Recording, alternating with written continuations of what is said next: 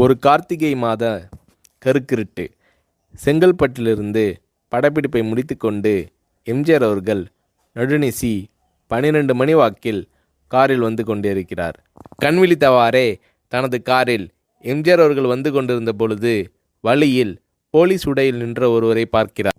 எம்ஜிஆர் அவர்களின் கார் அவரை கடந்து செல்கின்ற போது எம்ஜிஆர் அவர்களின் நெஞ்சில் பொறி தட்டுகிறது. ஆள் நடமாட்டமே இல்லாத இந்த அர்த்த ராத்திரியில் அந்த போலீஸ்காரர் பஸ்ஸுக்காக காத்து நிற்கிறார் என்பதை எம்ஜிஆர் அவர்கள் புரிந்து கொள்கிறார். உடனே தனது டிரைவரிடம் காரை நிறுத்த சொல்கிறார் எம்ஜிஆர். கார் பின்னோக்கி வருகிறது. போலீஸ்காரரின் அருகில் காரை நிறுத்தி கதவை திறந்து ஏறுங்கள், எங்கே போக வேண்டும் என்கிறார் எம்ஜிஆர். பரவாயில்லை, நான் பஸ்ஸிலே வந்து விடுகிறேன் என்கிறார் அந்த போலீஸ்காரர். நேரமாகிவிட்டது, இனி இந்த ரூட்டில் பஸ் கிடையாது, ஏறிக்கொள்ளுங்கள் என்று எம்ஜிஆர் அவர்கள் வலுக்கட்டாயம் செய்ய போலீஸ்காரர் வேண்டா வெறுப்பாக ஏறுகிறார். காரின் உள்ளே லைட் போட்டு சாப்பிட்டீங்களா என்று கேட்டுக்கொண்டே தனது சீட்டுக்கு பின்னால் இருந்த பிஸ்கெட் பழங்களை எடுத்து கொடுக்கிறார் எம்ஜிஆர். இப்படி ஓசியில் பயணம் செய்வதே எனக்கு உடன்பாடில்லை. இன்னும் நீங்கள் உண்ண சொல்லி வேறு என்னை இழிவுபடுத்தாதீர்கள் என்று போலீஸ்காரர் மறுக்கிறார். எம்ஜிஆர் அவர்கள் பூரிக்கிறார். இருப்பவனிலிருந்து இல்லாதவன் வரை படித்து பதவியில் இருக்கும் எத்தனையோ பேர் எனக்கு அது வேண்டும் இது வேண்டும் என்று எம்ஜிஆர் அவர்களிடம் வேண்டியதை பெற்று செல்கிறார்கள். ஆனால் சாதாரண பொறுப்பில் இருக்கும் இந்த போலீஸ்காரரின் நேர்மை எம்ஜிஆர் அவர்களை மெய்சிலிர்க்க வைத்துவிட்டது.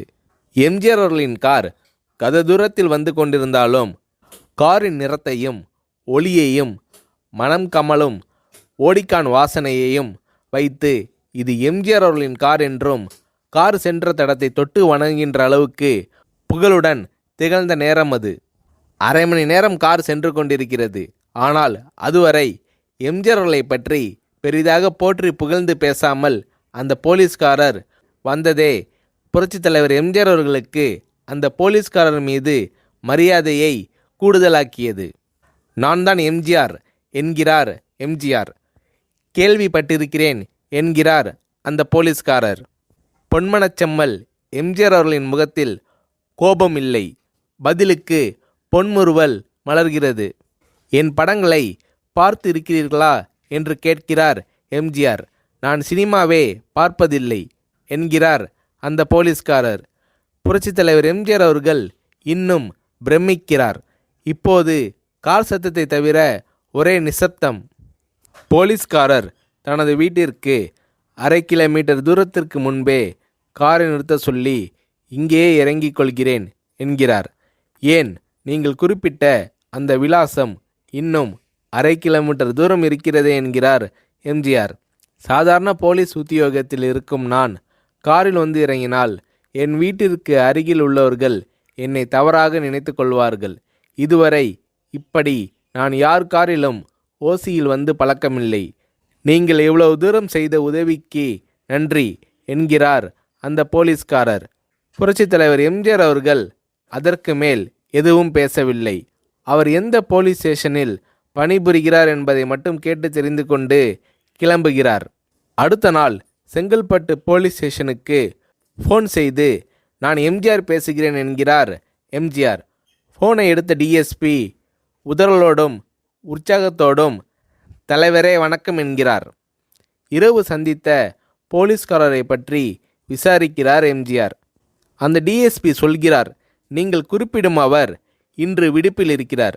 அவர் கையூட்டு வாங்காதவர், கடமை தவறாதவர், காவல்துறையின் நேர்மைக்கு இவரே இலக்கணம். வெற்றிலை பாக்கு, பீடி, சிகரெட் போன்ற போதை வஸ்துக்கள், நாடகம், சினிமா போன்ற பொழுதுபோக்கு அம்சங்களையெல்லாம் இவர் அறியாதவர். கல்யாண வயதில் உள்ள 3 பெண்களையும் கரை சேர்க்க முடியாமல் கஷ்டத்தில் இருக்கிறார் என்கின்ற விபரம் டிஎஸ்பியால் எம்ஜிஆர் அவர்களுக்கு சொல்லப்படுகிறது. அவரை நாளை என் தோட்டத்திற்கு வர சொல்லுங்கள் என்கிறார் எம்ஜிஆர். கேட்டுக்கொண்ட டிஎஸ்பி உங்களோடு ஃபோனில் ஆளுக்கு ஒரு வார்த்தை பேச இன்ஸ்பெக்டர், சப் இன்ஸ்பெக்டர் உட்பட எல்லோரும் ஆசைப்படுகிறார்கள். ஃபோனை அவர்களிடம் கொடுக்கலாமா என்கிறார். எம்ஜிஆர் அவர்கள் கொடுங்கள் என்கிறார். பேசுகிறார். அந்த போலீஸ் ஸ்டேஷனே புண்ணியம் பெற்றதாக மகிழ்ச்சி அடைகிறார்கள் அந்த போலீஸ்காரர்கள். மறுநாள் அந்த போலீஸ்காரர் ராமவரம் தோட்டத்திற்கு அழைத்து வரப்படுகிறார். அவரிடம் பேப்பரில் மடித்த பெரிய பணக்கட்டை கொடுத்து, இதை வைத்து உங்கள் பெண்களின் கல்யாணத்தை நடத்துங்கள் என்கிறார் எம்ஜிஆர்.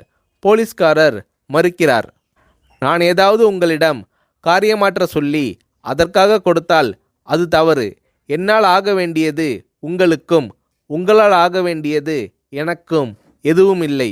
நான் உங்கள் கூட பிறந்த ஒரு சகோதரனாக நினைத்து கொடுக்கிறேன், பெற்றுக்கொள்ளுங்கள் என்று சொன்ன பிறகு கேட்டும் கூட கிள்ளி கொடுக்காத கனவான்கள் வாழும் இந்த உலகில் ரோட்டில் நின்றவனை அழைத்து சென்று அள்ளி கொடுத்த எம்ஜிஆர் அவர்களின் கருணையில் நெகிழ்ந்து போய் பெற்றுக்கொள்கிறார் அந்த போலீஸ்காரர்.